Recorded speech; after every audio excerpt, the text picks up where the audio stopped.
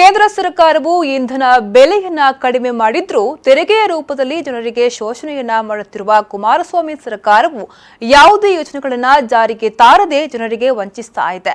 ಸಾಲ ಮನ್ನಾ ಮಾಡುತ್ತೇವೆ ಎಂದು ಸುಳ್ಳು ಹೇಳುತ್ತಲೇ ಬಂದಿರುವ ಈ ಸರ್ಕಾರವನ್ನ ಕೂಡಲೇ ವಜಾಗೊಳಿಸಬೇಕು ಎಂದು ಶಾಸಕ ಉಮನಾಥ ಕೋಟ್ಯಾನ್ ಹೇಳಿದರು. ಅವರು ಮುಲ್ಕಿ ಬಸ್ ನಿಲ್ದಾಣದಲ್ಲಿ ಬಿಜೆಪಿಯಿಂದ ನಡೆದ ಪ್ರತಿಭಟನಾ ಸಭೆಯಲ್ಲಿ ಮಾತನಾಡಿದರು. ಸಚಿವರಾಗಿರುವ ಪುಟ್ಟರಂಗ ಶೆಟ್ಟಿ ಅವರ ಆಪ್ತ ಸಹಾಯಕನ ಮೂಲಕ ಬಹಿರಂಗಗೊಂಡಿರುವ ಭ್ರಷ್ಟಾಚಾರದ ತನಿಖೆಯಾಗಬೇಕು. ಇಂತಹ ಇನ್ನಷ್ಟು ಸಚಿವರು ಅವ್ಯವಹಾರ ನಡೆಸುತ್ತಿದ್ದಾರೆ ಎಂಬುದು ಸಹ ಬಹಿರಂಗಗೊಳ್ಳಲಿ.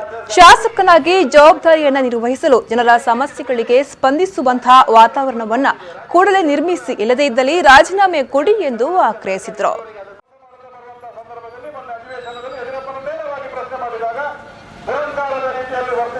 ಮುಖ್ಯಮಂತ್ರಿಗಳನ್ನ ಎಲ್ಲ ವಿರೋಧ ಪಕ್ಷದವರು ಎದ್ದು ನಿಂತಾಗ ಆ ಒಂದು ಕಲಾಪವನ್ನ ಮಾಡದೆ ಓಡಿ ಅವರು ಅಲ್ಲಿಂದ ಪಲಾಯನಗೈದರು. ಎರಡನೇ ದಿನ ವಿಧಾನಸಭಾ ಅಧಿವೇಶನ ವ್ಯರ್ಥವಾಗಿ ಹೋಯಿತು. ಮುಖ್ಯಮಂತ್ರಿಗಳು ಬರಲಿಲ್ಲ. ಕಾಂಗ್ರೆಸ್ನ ಶಾಸಕರಂತೂ ಪತ್ತೇ ಇಲ್ಲ.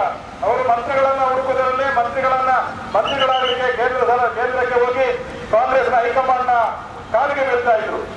ಬೆಳಗಾವಿಯಲ್ಲಿ ನೋಡುವ ಯಾರಿಲ್ಲ ಶಾಸಕರಲ್ಲಿ, ಕಾಂಗ್ರೆಸ್ ಶಾಸಕರು, ದಳದ ಶಾಸಕರು ಇಲ್ಲ.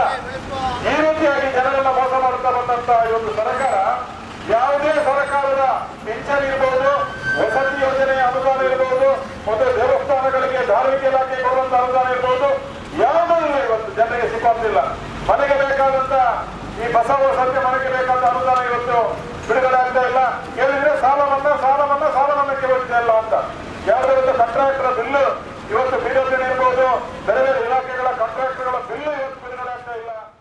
ದಕ್ಷಿಣ ಕನ್ನಡ ಜಿಲ್ಲಾ ಪಂಚಾಯಿತಿ ಉಪಾಧ್ಯಕ್ಷೆ ಕಸ್ತೂರಿ ಪಂಚ, ಹಿಂದುಳಿದ ವರ್ಗ ಮೋರ್ಚಾದ ಜಿಲ್ಲಾ ಕಾರ್ಯದರ್ಶಿ ವಿನೋದ್ ಸಾಲ್ಯಾನ್ ಬೆಳ್ಳಾಯರು, ಮೂಲ್ಕಿ ಪಟ್ಟಣ ಪಂಚಾಯಿತಿ ಅಧ್ಯಕ್ಷ ಸುನಿಲ್ ಆಳ್ವ, ಕ್ಷೇತ್ರದ ಅಧ್ಯಕ್ಷ ಈಶ್ವರ ಕಟೇಲ್ ಇನ್ನಿತರರು ಪ್ರತಿಭಟನೆಯಲ್ಲಿ ಹಾಜರಿದ್ದರು.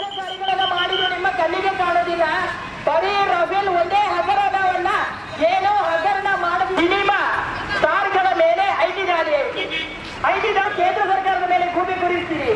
ನಿಮಗೆ ಬೇರೆ